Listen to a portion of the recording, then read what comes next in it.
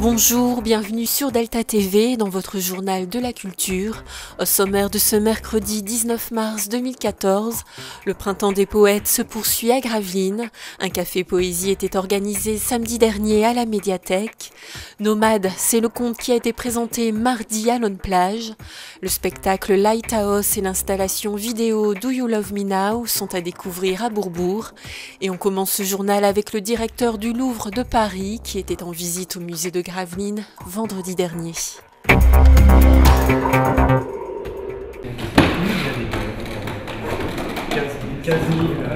Avec plus de 15 000 œuvres, le musée du dessin et de l'estampe originale peut être fier de ses collections. Il le sera d'autant plus d'ici quelques mois. Certaines de ses acquisitions, et pas des moindres, prendront la direction du pavillon de verre du Louvre-Lens. Donc nous ouvrons à partir de fin mai de cette année donc une exposition consacrée à la politique d'acquisition dans l'ensemble des musées de la région du Nord-Pas-de-Calais. Et donc le musée de Gravelines nous prête un ensemble de gravures très célèbres, puisqu'elles appartiennent à la série dite de l'Apocalypse de Dürer, un des grands maîtres de l'art, de la Renaissance du nord de l'Europe. Cette exposition est une occasion de donner une visibilité supplémentaire au musée de la région, et notamment à celui de Gravelines. Je le découvre, je trouve que c'est une richesse pour cette ville, un véritable défi que d'avoir comme ça imaginé un musée très cohérent, puisque je vois en effet que ces techniques de reproduction par les différentes techniques de la gravure, etc., je crois que c'est une manière aussi par la technique, un angle d'attaque pour le public, notamment pour le grand public, de montrer comment on fabrique une œuvre. Fabriquer une gravure et découvrir les différents procédés, c'est aussi ce qui fait la singularité de ce musée de l'estampe unique en France. L'exposition de ces chefs-d'œuvre à un public international marquera sans doute un regain d'intérêt pour les passionnés d'art.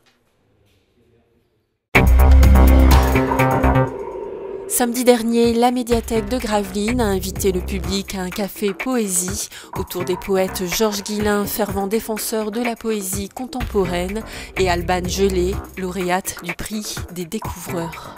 Vous le savez déjà, mais on va insister encore là-dessus, c'est que les poètes sont des êtres vivants, même si on les considère souvent comme morts.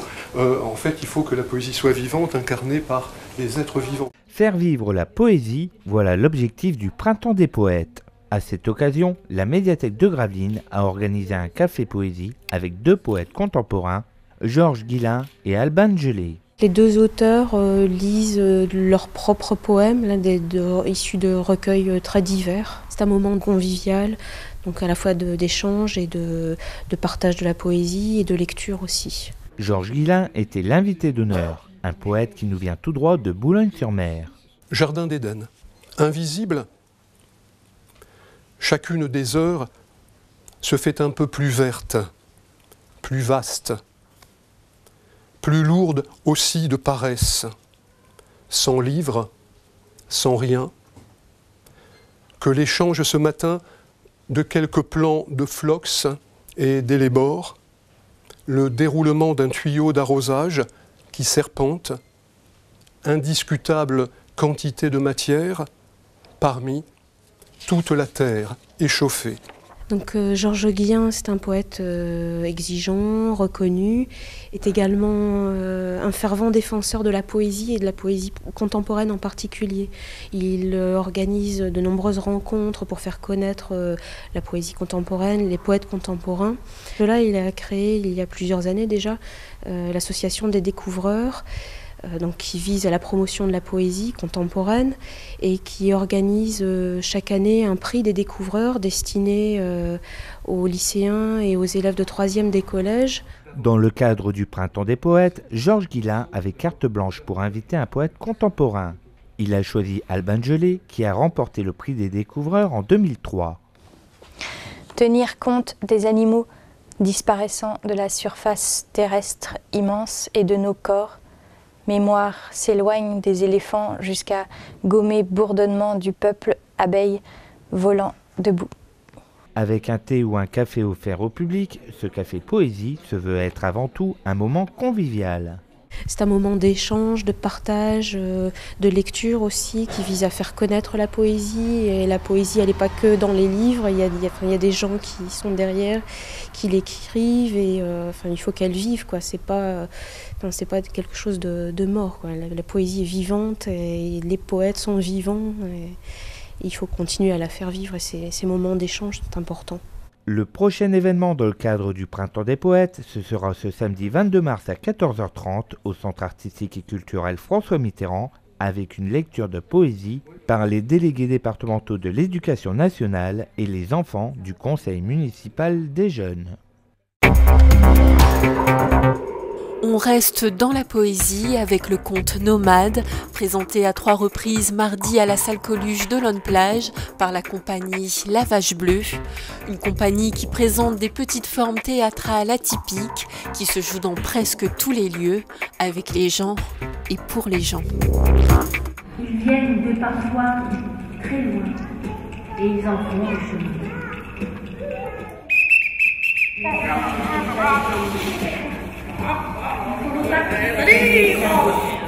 Il y a sans doute un pays pour les gens comme vous, mais ce n'est pas ici. L'idée de ce spectacle est venue parce que il y a quelques années sur l'île, il y avait beaucoup de caravanes. Et un jour, mon petit garçon qui avait 2 ans et demi à l'époque m'a demandé pourquoi il y avait des caravanes qui étaient assez délabrées.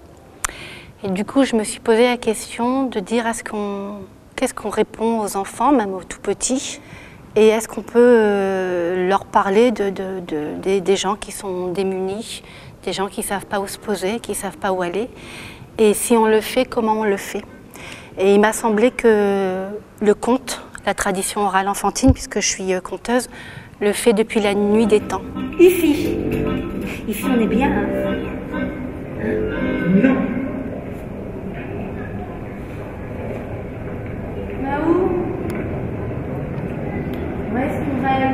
Donc évidemment, je pense que ça invite les adultes à peut-être à se questionner sur le monde qui nous entoure.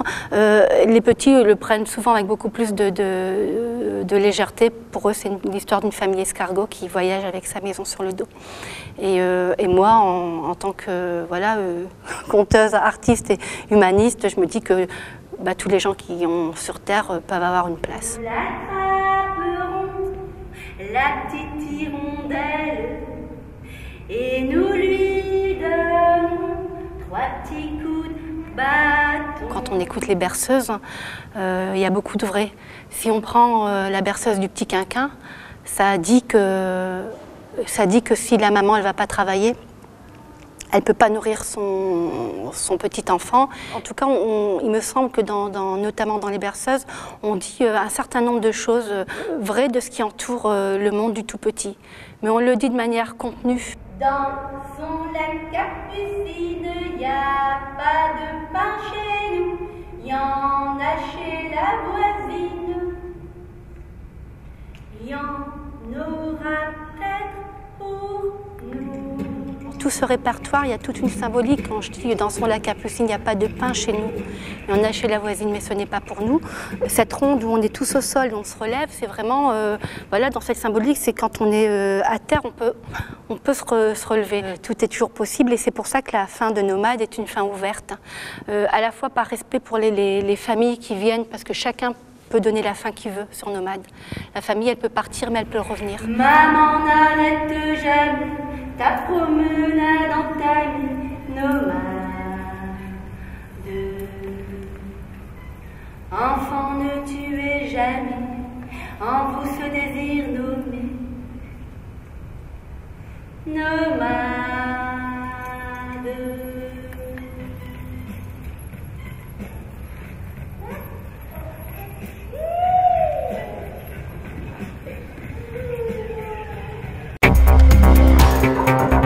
À l'occasion de Dunkerque 2013, la compagnie Les Yeux d'Argos sublime l'intérieur des églises du littoral avec des lighthouse, des installations vidéo et sonores dans lesquelles le public est immergé. Après l'illumination de l'église Saint-Éloi de Dunkerque et celle de Coudekerque-Branche, c'est au tour de l'église Saint-Jean-Baptiste de Bourbourg à accueillir cet événement tous les vendredis jusqu'au 11 avril.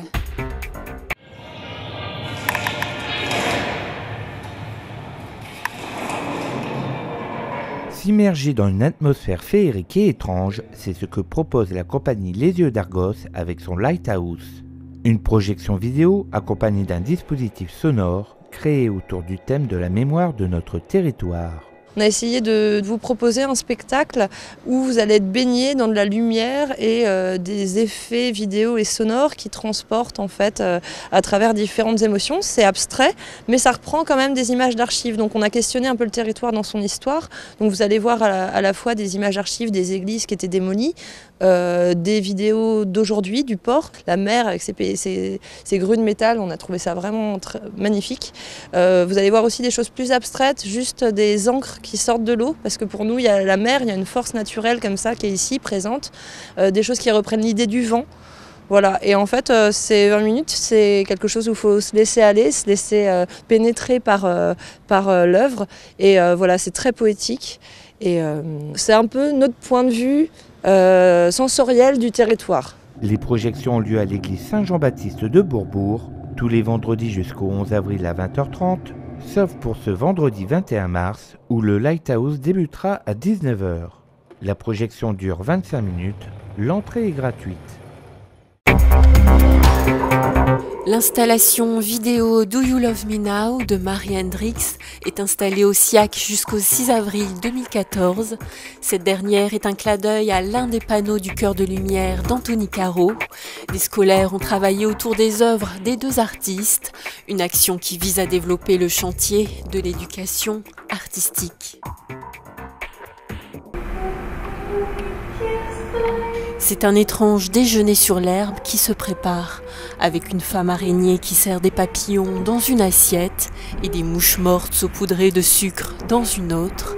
Cette installation vidéo aux allures de conte et intitulée Do You Love Me Now a été réalisée par l'artiste néerlandaise Marie Hendrix. Sur ce pique-nique, je dis un peu lugubre, la nappe en dentelle au début est comme un piège, et avec cette potion d'amour, on essaierait de piéger quelqu'un, donc on pose la question et comme si ça avait marché, est-ce que maintenant tu m'aimes? Voilà. En forme interrogative. Cette œuvre est le point de départ d'un travail réalisé avec les scolaires et en relation avec les bas-reliefs d'Anthony Caro, composés justement d'insectes. Ce qu'on va faire avec les enfants, c'est qu'on va construire un écran vidéo en relief également. Ils vont dessiner des insectes qu'on va coller sur des pics simples de brochettes, qu'on va planter dans un petit plateau, un socle en polystyrène. Et du coup, au fur et à mesure qu'on ajoute des couches d'insectes, la vidéo va être plus ou moins déformée. Ce travail collectif et expérimental a créé la surprise et l'émerveillement auprès des artistes en herbe. Là, ça fait comme si les assiettes étaient découpées en plein de morceaux avec toutes ces fleurs.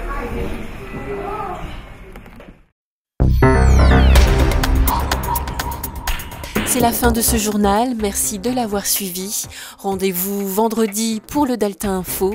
Passez un agréable moment sur Delta TV.